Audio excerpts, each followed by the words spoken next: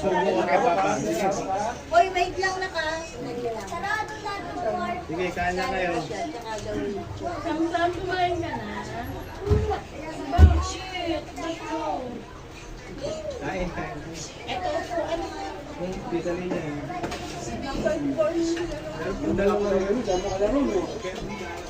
Baka na lang po. Wala pa. Maliit pa yung bahay ni Tito David eh. Ah, ano dyan? Ito po ano? Uy, di ko isang bakit. Ayaw ang kaldereta. Nagalit ko man sa bahay. Po kayo, po kayo. Nakasukan niya magmakot. Si ate mo eh. Yung nagmamahapit tayo.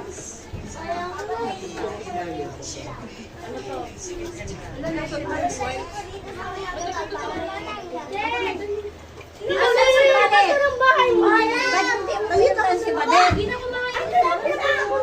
Asan? Si Eric. Kaya, tubig lang yan. Alam ko yan. Ako naglagay niyan eh. Pagkabi yung minum din ako. Ayun na, pinuntahan ni ate Lee. Ano bigyan ko nito? Oo, yun o. Pumunta na kay Badit. Tinawag na daw niya kanina yung hindi ko wala ko. Oh, tubig, tubig.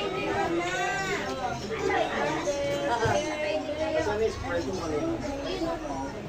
May isang bote ko din sa labas. Tubig yan. Hawakan mo yung baso mo. Ba't tayo mag-ulam? Hindi, tubig lang yan. Tama na soft drinks. Para mga bahay. Ayun o. Ay, Miguel, mga Lagyan ko ulam yan. hawak ka. Basukan mo rin ito yan. Wala ka na ulam na. Lalagyan ko? Daddy, kumain ka na? Ano? Gusto niya yata yun. Hindi pwede. Ayun na. Hindi, meron kong balat. Lagyan ko itong balat. Ha? Wala siyang ulam. Ano ba? Ano?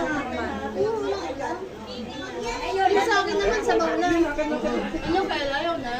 Ayaw niya na mag-ulam. Nanawag. Kain tayo. Kain. Lagyan ko itong ulam. Ang unti naman yan to. Sige mama, saan? Papa mo, yan. Ano mga apo? Lalagyan na natin ulam mo. Ayaw, wala na naman ulam. Ano ba yung sa kanina? Pero ngayon na Ano, te? Nanawa na.